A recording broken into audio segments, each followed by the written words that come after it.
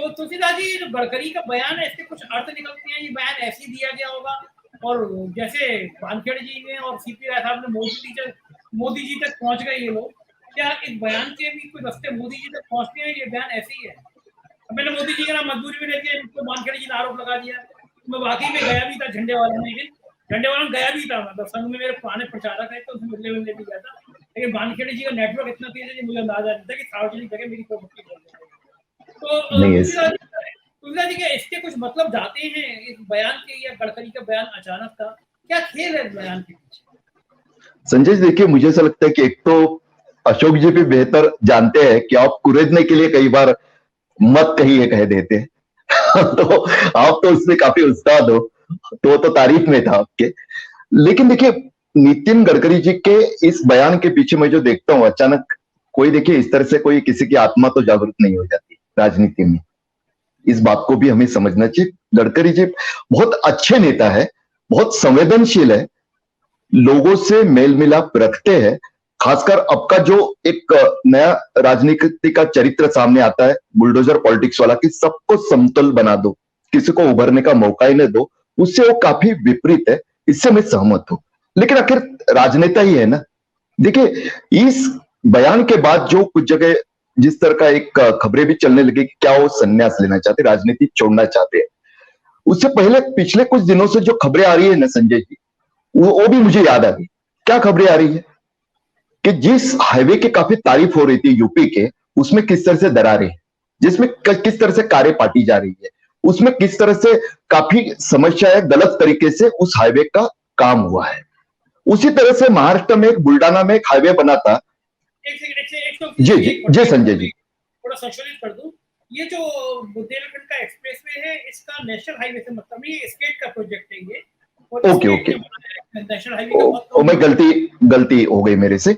लेकिन महाराष्ट्र में एक बुल्डाना का जो हाईवे बन रहा है बुल्डाना में, उसके रिकॉर्ड को लेकर भी काफी और उसी तरह की खबरें आ गई को कैसे आनंद फानंद में बना और उसपे कितनी बड़ी उसमें गलतियां है उस हाईवे को बनाने में, उसमें किस तरह से दरारें आ गई है करके।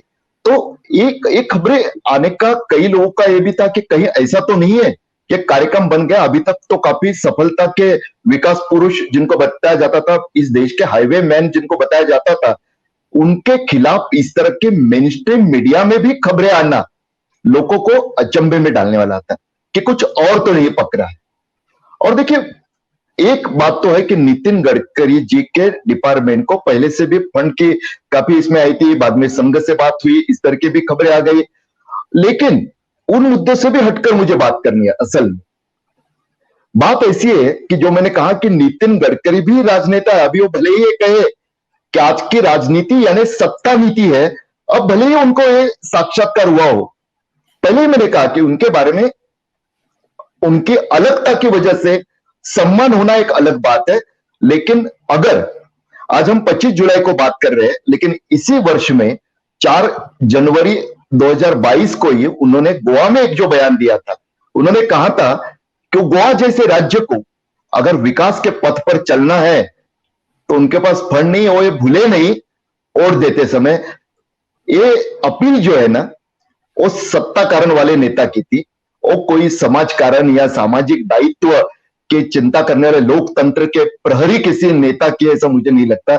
जब दिल्ली से आया हुआ कोई नेता किसी एक छोटे राज्य में इस तरह का संदेश देने की कोशिश करता है तो माफ कीजिए, लेकिन मैं उसके लिए पॉलिटिकल ब्लैकमेलिंग शब्द कहना कोई गलत नहीं मानूंगा। उसी के साथ और 5 साल अगर पीछे जाए 2017 में, आप देखिए ना, यानी 17 से 13 बड़े होते हैं, 13 का आंकड़ा बड़ा होता है 17 से, यानी किसी प्राथमिक शिक्षा लेने वाले से भी पूछे तो वो गलत बताएगा। लेकिन राजनीति के खेल में उस अंक गणित को भी एक रात में जिन्होंने बदल दिया और 17 वाली कांग्रेस से 13 वाली भाजपा को सुबह के यानी पहली किरणें आती उससे पहले विरोधी दल से सत्ता में पहुंचाने वाले पूरे, यानी अगर क्या कहूं, बाजीगर, सत्ता के बाजीगर कौन थे? नितिन गडकरी ही थे।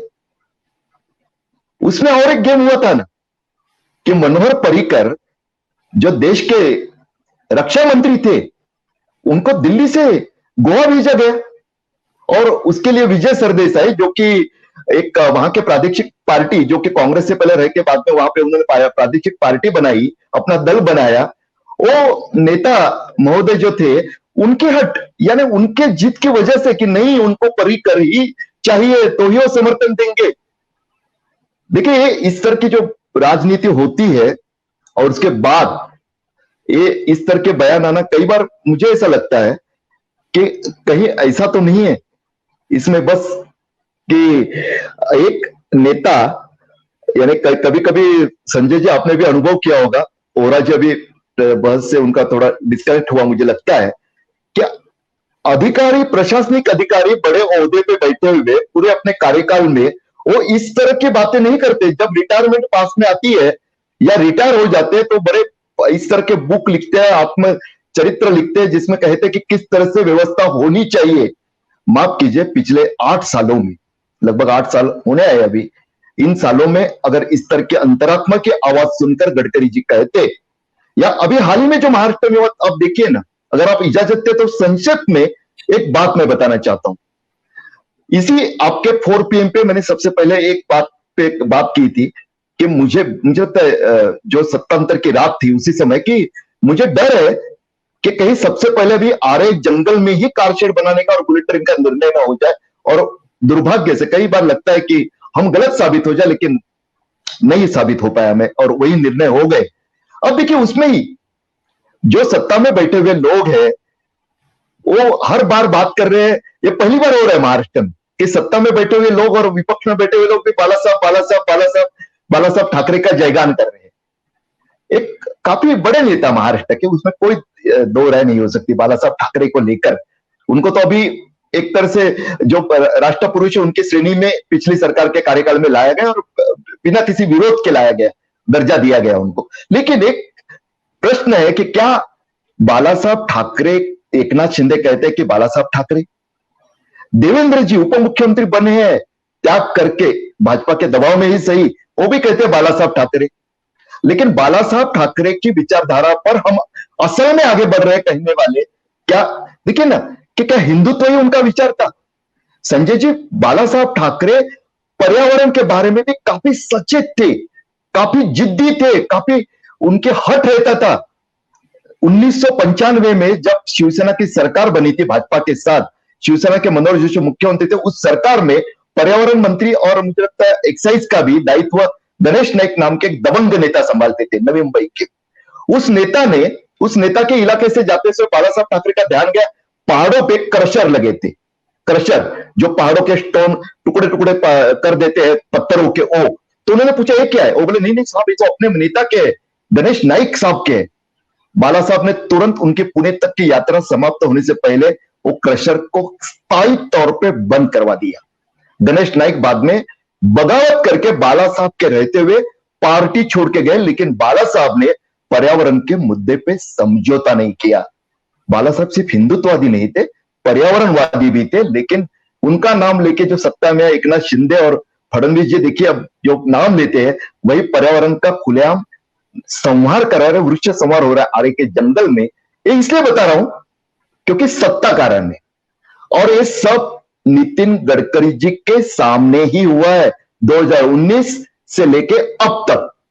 तब अगर वो अंतरात्मा की आवाज सुनकर एक कह देते कि संघ संस्कारों में नहीं बैठता, एक तरह से राजनीतिक चरित्रहीनता है किसी पार्टी को हम संविधान के 10वें परिशिष्ट को भुलाकर इस तरह से तोड़े, उसका अलग अस्तित्व कायम रखते हुए उसको मर्ज किए बगैर उसको इस तरह से बचाए रखे दल बदल कानून से। यानी तो मुझे लगता है कहीं ना कहीं नितिन गडकरी जी अब जो कह रहे हैं ना, वो भले उनके दिल की एक कहीं आहत हुए हो, उसकी आह हो, लेकिन दिल स्वीकारता नहीं है कि सही में देश के हित में या पूरी तरह से इस व्यवस्था के लोकतंत्र के हित में उन्होंने बात की है। संजय जी, संजय अशोक जी तो फिर मोदी जी बात आएंगे जी, नहीं, उन्होंने जो बातें कही उसमें बिल्कुल, यानी उनके विकास वाली इमेज हाईवे का उन्होंने जो पर डे का स्पीड बढ़ाया उसके बारे में कोई शक नहीं। लेकिन जो मैंने बात कही उसमें से एक छोटी सी बात अशोक जी की, इसमें छोटी सी मैं एक सुधार करना चाहूंगा मेरी जानकारी के मुताबिक कि 1995 में बाला साहब ठाकरे के कॉन्सेप्ट पे उन्होंने जो एक्सप्रेस हाईवे मुंबई पुणे देश का पहला एक्सप्रेस हाईवे उसका जो काम किया, ये बात सही है कि उन्होंने अंबानी जी को काम दिया, लेकिन नितिन जी ने वो स्टेट पीडब्ल्यूडी से भी नहीं करवाया। उन्होंने एक नया अंबानी खड़ा किया। उन्होंने संघ परिवार से काफी करीबी माने जाने वाले आइडियल रोड बिल्डर नाम की कंपनी थी जो मुंबई मनपा और बाकी छोटे ठेके लेती थी, उसको खड़ा कर दिया। महिष्कर उनके मालिक है अभी भी। आज के समय अगर आप जानकारी लोगे, वो कंपनी जिसको 95 में एक्सप्रेस हाईवे का काम मिला था गडकरी जी की वजह से, वो कंपनी आज देश के टॉप 10 में है।